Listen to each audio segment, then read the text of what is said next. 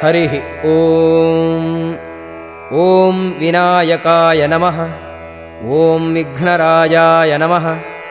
ॐ गौरीपुत्राय नमः। ॐ गणेश्वराय नमः। ॐ स्कन्दाग्रजाय नमः।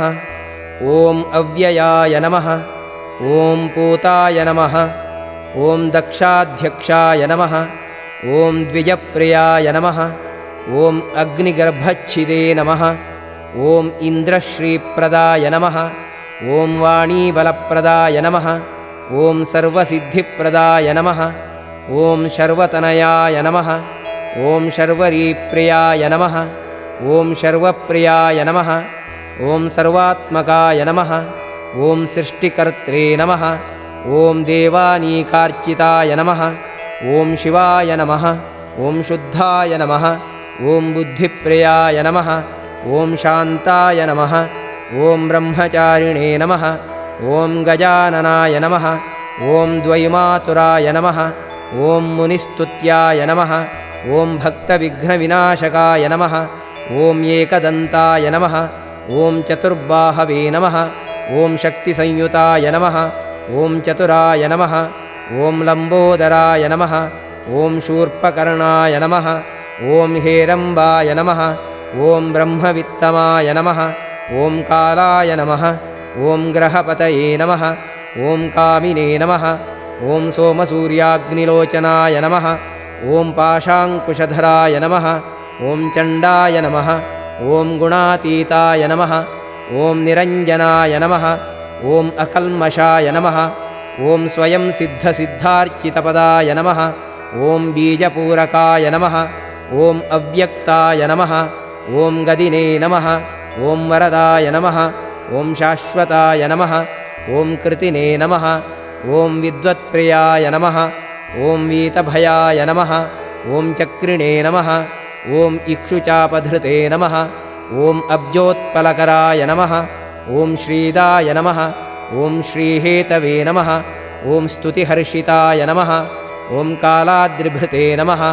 ॐ जटिने नमः। ॐ चन्द्रचूडाय नमः। ॐ अमरेश्वराय नमः। ॐ नागयज्ञोपवीतिने नमः। ॐ श्रीकण्ठाय नमः।